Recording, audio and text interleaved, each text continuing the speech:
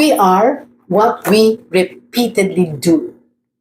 Excellence, therefore, is not an act, but a habit.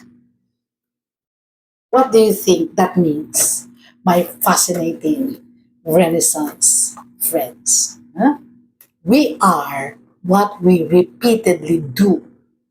Excellence, therefore, is not an act, but a habit. You know, I always start my training sessions on the principles of professional and personal excellence, which is based on the 24 principles of excellence at work and in life. It's a full blown training program I give to my clients. I always start with this philosophy, with this philosophical statement. Okay, and where did this come from? We're talking about philosophers, aren't we? Philosophers, starting this month. Okay, from episode 102, 102. Okay, this time it's from Aristotle. Okay, Aristotle is an ancient, Greek philosopher. Okay, I told you that my personal success philosophy, if you can call it, like it is the basis for for my actions to be to have a successful career, a successful life, successful relationship. Especially in my career, early on, I have developed this philosophy. This is mine already that I will be sharing with you. Okay, that this is the philosophy, the relentless pursuit of excellence. That's what guided me ever since I started my first day at work. Oh, now I'm in the autumn of my life. You know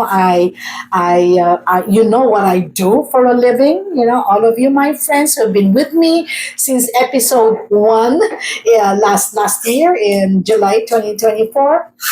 You know, you know what I do, right? And why I put up this channel to share with you, my successes and my failures. That has always been the basis of all my professional actions. And of course, it's translated into my personal life, the relentless pursuit of excellence. Really, the best way I can. All right. And I would always start, conversations, discussion, formal training programs with what Aristotle said, that that we are what we regularly do. And excellence, therefore, is not just one action. It is a habit, because you have to continuously, okay, choose which is better, which is best from among the many options. Now, again, let's go back to what's the meaning of excellence. Of course, excellence is the noun form of the verb to excel. To excel means, all right, to excel means to go beyond, what is the regular. No, it is always in a comparative degree. First, you have to have benchmarks. Okay, if this is the average, excellence meaning you always outdo in comparison. So whatever that is, Okay, so why did I start, episode 105, this episode, with this philosophy from Aristotle? Again, we said that philosophy is how we live, not just how we think, and it should guide us in living life consciously, intentionally, and of course, aligning with our greatest values. Okay, and we're still looking at it in terms of its importance in our life. And okay, here's another one from Aristotle. Knowing yourself is the beginning of all wisdom. Knowing yourself is the beginning of all wisdom.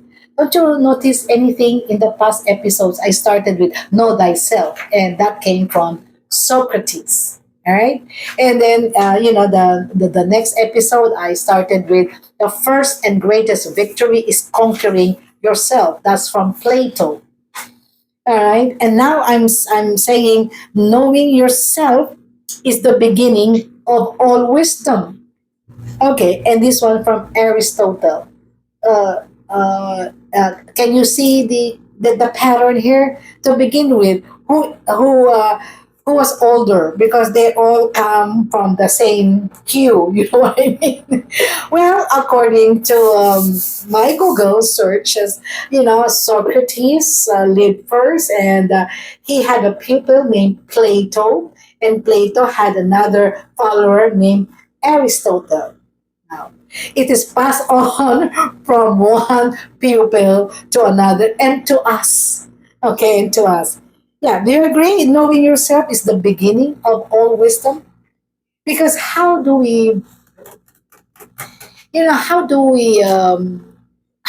we really start our journey towards success, towards happiness, towards, our destination?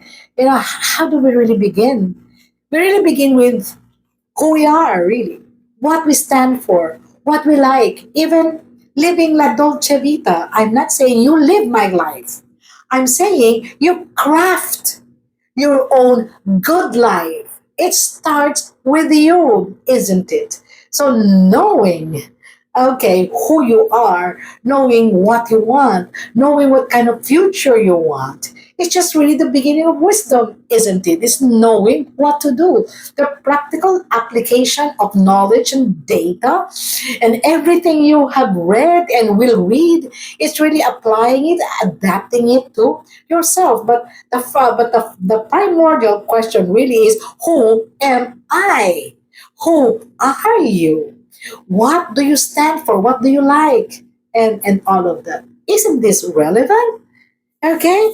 So from Plato, okay, let's go back to Socrates, my favorite, philosophical quote. And this is it. The unexamined life is not worth living. Let me repeat that. The unexamined life is not worth living. To begin with, what do we mean by unexamined life? That's the negative form of examined life. So the word exams, test, right?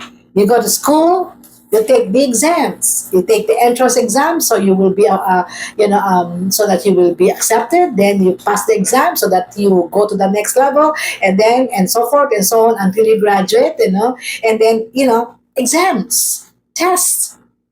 Okay, so the unexamined life. What does it mean? It means that a life that we do not test whether it is effective or not, whether it is fulfilling or not. We simply exist. Like we wake up in the morning and say, oh, okay, I'll start scrolling. Okay, oh, I forgot I have something to do. Oh, yeah, really? And, somebody, starts a gossip chain, and we chime in and things like that. And then at the end of the day, what happens? Oh, it's already dinner time. Oh, I'm sleepy. I'll sleep. And then the next day, the same thing again. I wake up. What am I going to do? I will do the best, the first thing that comes to mind, etc., etc., etc. Oh, we make mistakes. We create a mess, and then we forget about it. We do something to be able to escape from it, maybe blame others. Oh, it's not my fault, it's everybody else's fault except mine. Oh, because my parents raised me up this way. Oh, because my parents separated when I was young, so I wasn't able to live a good life. I wasn't given enough instruction, etc., etc., etc. That's what happens. Okay.